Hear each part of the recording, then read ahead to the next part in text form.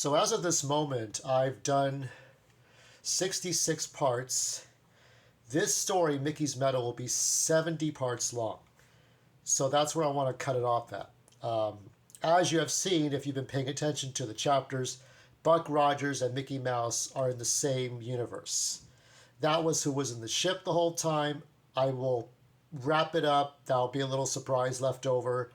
And then I will start on John Carter of Mars. So as you will learn, Mickey Mouse, John Carter, Buck Rogers, Tarzan, Felix the Cat, Winnie the Pooh, the Seven Dwarfs, they're all in the same fucking universe on the same Earth, which I call Gaia, which is Earth. But it's a different Earth. It's a whole thing that's happening, okay? So I wanted to wait until we got to that climatic penultimate ending to the ending that's coming up. So I'm writing the outlines for that for part 70, and then I'll start putting it together and you'll start seeing it. But I wanted to talk about what my plans are. And that is that I will work on John Carter, so it'll be called Carter versus Mars. I'll do a little video for that to get us in that mood. But after that, I'm going to publish these into a book. So paperback or hardcover and digital Kindle. I want to see if I can do two different versions of that so that you will read it on a Kindle and then you could read an actual physical book. As far as watching it for free, that will always be there. You can watch it for free, and I'll put commentary for free. I'll put in two sets. One to put the videos in a playlist, and then put like 3 sets. But instead of having to do it 63 parts like I did Buck Rogers, it's going to be 70, so it's going to be a little uneven. But it's like watching an hour total of all the stories I've done since January of 2025. So my plan is to continue doing this. I'm going to tell different stories. You have Popeye, we have Betty Boop, we have Dick Tracy, we got Watson, Sherlock Holmes, right? The Wizard of Oz. Oh, I even forgot. We got what's his name? Little Nemo. Little Nemo was in this story too, Mickey's Meadow, Little Nemo. We got a bunch of things, but it's trying to say that they all live on the same planet. It's having that Sonic the Hedgehog Archie comic complexity. But I will not owe Ken Penders or Disney a damn thing. So I've been kind of driving around the copyright stuff, not calling it Mickey Mouse, not using the Cho obvious logo to get myself a cease and desist letter, going around things, creating my own music, creating my own things, so that I can get to a good point where I can make money off of these public domain characters.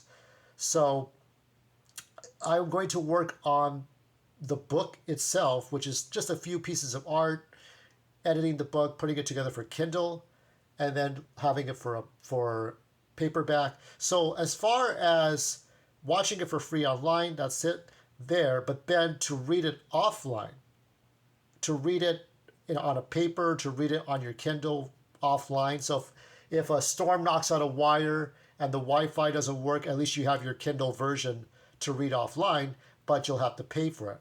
At some point, I got to eat too. The big stars, the A-list celebrities are eating, but the A-list YouTubers are eating, but I got to eat too. At some point, I got to be an asshole and charge somewhere. And you have essentially 11 years of free content on YouTube that I've given you. It's not including the stuff on Instagram and on X, TikTok, dare I say, though I haven't been on TikTok in about 4 months.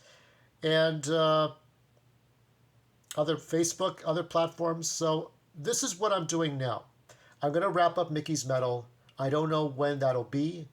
And then I'll put it into the third and final set for the Freedom Universe playlist. So I'll have the Freedom Universe playlist with the last 60 parts, 60. Let me think, hold on. Parts 43 to 70 put together in one video on the Freedom Universe playlist. And then I will have all the individual stories put together on a playlist for Mickey's Meadow playlist, just like Buck Rogers. I'm really happy to have gotten where I've gotten now. It's basically taking all those public domain characters and putting it on one Earth. That was not the intention when I started this out. That was not the intention when I decided to kind of capitalize on Buck Rogers being in the public domain. I didn't even think about it. I didn't think about Mickey Mouse and Buck Rogers being on the same Earth until I got to nearly the end of Buck Rogers. I said, what would Mickey's metal be like?